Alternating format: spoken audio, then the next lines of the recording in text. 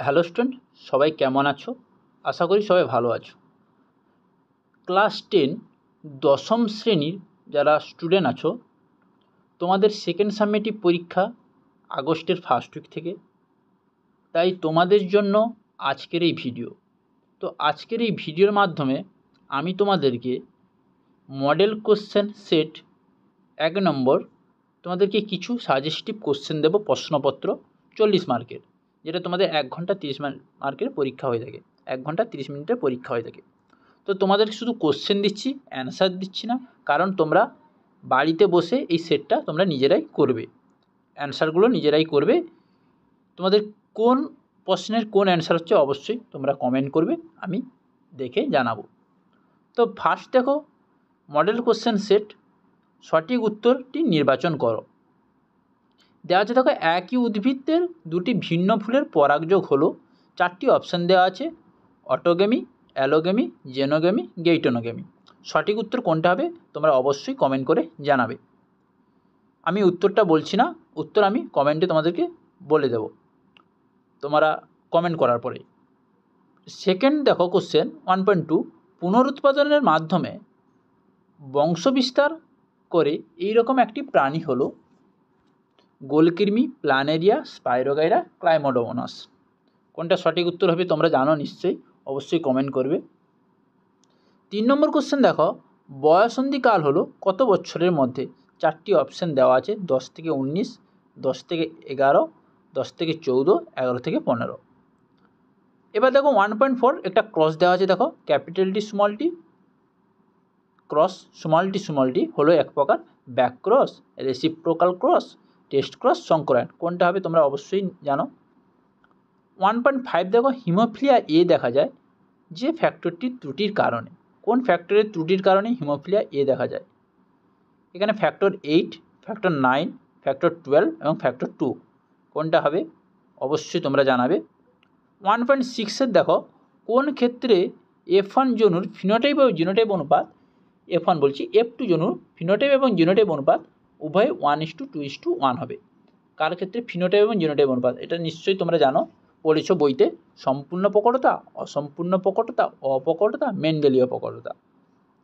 এবার দেখো 1.7, রিক্যাপিচুলেশন তত্ত্ব বা বায়োজেনেটিক সূত্র যেটাকে আমরা বলে থাকি। তোমাদেরকে এই বায়োজেনেটিক সূত্র দেবে না, হয়তো রিক্যাপিচুলেশন তত্ত্বটা দিয়ে দিতে পারে। ল্যামার্ক, ডারউইন, হেকেল, ওপারিন, কার এই সূত্রের প্রবক্তাটা কে? 1.8, মৌমাছির ওয়াগাল নৃত্যের মহড়া কেমন দেখতে হয়? এস আকৃতি, 9 আকৃতি, জে আকৃতি, 8 আকৃতি। 1.9 দেখো, মিলার ও উডের পরীক্ষায় ব্যবহৃত মিথেন, অ্যামোনিয়া ও হাইড্রোজেনের অনুপাত কত? 4টি অপশান দেওয়া আছে: 1:2:1, 2:2:1, 1:2:2, 9:3:3 হয়েছে। এবার দেখো, এই ছিল তোমাদের MCQ কোশ্চেনগুলো। এবার দেখো 2-এর দাগে দেখো, একটি বাক্যে বা একটি শব্দে উত্তর দাও। এখানে দেখো 2.1-এ দেওয়া আছে, দেখো, সংযুক্তির ফলে উৎপন্ন ডিপ্লয়েড কোষকে কী বলা হয়? অবশ্যই তোমরা প্রশ্নগুলো লিখে নিতে পারো বা স্ক্রিনশট মেরে নিতে পারো, বোঝা গেছে? বা চাইলে তোমরা পিডিএফও পেতে পারো, অবশ্যই কমেন্ট করে জানাবে, টেলিগ্রামে জয়েন হয়ে যাবে, ওখান থেকে পিডিএফ পেয়ে যাবে। 2.2-তে দেখো, সত্য বা মিথ্যা নিরূপণ করো। ইতর পরাগযোগের ফলে উৎপন্ন অপত্য উদ্ভিদে নতুন বৈশিষ্ট্যের সৃষ্টি হয়। কথাটি সত্য না মিথ্যা বলতে হবে তোমাদেরকে। এবার দেখো, অথবা দেওয়া আছে সেই জায়গারই একটি অরিনিথোফিলি উদ্ভিদের উদাহরণ দাও। অরিনিথোফিলি বলতে তোমরা কাকে বোঝাচ্ছে তোমরা নিজেরাই বলবে, আমি বলে দিচ্ছি। অনেকগুলো ভাগ থাকে ইতর পরাগযোগে, যে ভাগগুলো থাকে বায়ুপরাগী, পতঙ্গ পরাগী, পক্ষী পরাগী, জল পরাগী, এগুলোর মধ্যে কোনটা অরিনিথোফিলির মধ্যে পড়ছে এই উদ্ভিদের উদাহরণ দিতে হবে তোমাদেরকে। এবার দেখো 2.3, জিনোম কি হয়েছে। 2.4-এ দেখো, শূন্যস্থান পূরণ করো, জীবের বাহ্যিক বৈশিষ্ট্যকে আমরা কি বলবো? সেই থেকে অথবা দেওয়া আছে, মানুষের একটি অটোজম বাহিত রোগের নাম লেখো। 2.5 দেখো, উভচর ও সরীসৃপদের মধ্যে সংযোগ রক্ষা করে কোন প্রাণী? 2.6 দেখো, রুই মাছের উপস্থিতি অঙ্গ কোনটি? সেই দাগের অথবা দেওয়া আছে, শ্বাসমূল কোন উদ্ভিদে দেখা যায়? খুবই ইজি কোশ্চেন এগুলো। এবার দেখো 3-এর দাগে দেওয়া আছে, দেখো, 2-1টি বাক্যে উত্তর দাও। 3.1-এ দেওয়া আছে, দেখো, সিয়ন ও স্টক কাকে বলে? সেই দাগের অথবা দেওয়া আছে, মাইক্রো প্রপাগেশনের দুটি সুবিধা লেখো। 3.2তে দেখো কোনো প্রচ্ছন্ন ফিনোটাইপ হেটেরোজাইগাস হয় না কেন? 3.3 দেখো লিঙ্গ সংযোজিত উত্তরাধিকার বলতে কী বোঝো? সেই দিকের অথবা দেওয়া আছে ক্রিস ক্রস উত্তরাধিকার কী? এগুলো বইতে পেয়ে যাবে সমস্ত কিছু, যেগুলো পাবে না সেগুলো অবশ্যই তোমরা কমেন্ট করে জানাবে, আমি উত্তরগুলো দেবো তোমাদেরকে। 3.4 দেখো সমসংস্থ ও সমবৃত্তীয় অঙ্গের মধ্যে দুটি পার্থক্য লেখো। এই কোয়েশ্চেনটা খুবই ইম্পর্টেন্ট, প্রত্যেক স্কুলেই দেয় বেশিরভাগ। 3.5 দেখো কোয়াসার ভেট কী? সেই দাগের অথবা দেওয়া আছে জলজ অভিযোজনে রুই মাছের পটকার ভূমিকা লেখো। তাহলে এই ছিল 2 মার্কের কোশ্চেন।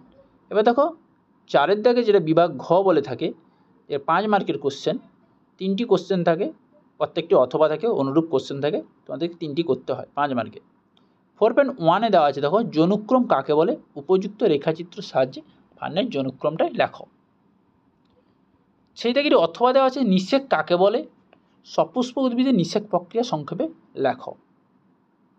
4.2তে দেখো মেন্ডেল সাফল্য লাভের 3টি কারণ লেখো। অসম্পূর্ণ প্রকটতা কাকে বলে? অথবাই দেওয়া আছে দেখো জেনেটিক কাউন্সেলিং বলতে কী বোঝো? জেনেটিক কাউন্সেলিংয়ের গুরুত্ব আলোচনা করো। এবার দেখো 4.3 লাস্ট কোশ্চেন, যেটা ঘোড়ার জীবাশ্ম একটি প্রমাণ হিসেবে কীভাবে জৈব অভিব্যক্তিকে সমর্থন করে, সেটা তোমাদেরকে সম্পূর্ণভাবে বর্ণনা করতে হবে। সেই থেকে অথবাই দেওয়া আছে শারীরবৃত্তীয় অভিযোজন কি?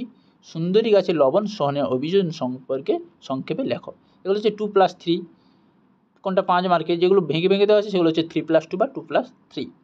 এই ছিল মডেল কোশ্চেন পেপার সেটের 40 মার্কের কোশ্চেন তোমাদেরকে দিলাম। এই কোশ্চেনগুলো পড়ে গেলে অবশ্যই তোমরা পরীক্ষা হলে তোমরা পেয়ে যাবে আশা রাখি। তো পরের ভিডিওতে আমি আর একটি মডেল সেট তোমাদের সঙ্গে তুলে ধরবো। তো এই মডেল সেটটি তোমাদের কেমন হলো অবশ্যই কমেন্ট করে জানাবে এবং বন্ধুদের সঙ্গে শেয়ার করবে, আর সাবস্ক্রাইব করতে ভুলবে না, যাতে সবার আগে এরকম সাজেস্টিভ ভিডিও আমার চ্যানেল থেকে পেতে পারবে। তো পরের ভিডিওতে দেখা হচ্ছে, সবাই ভালো থেকো, সুস্থ থাকো।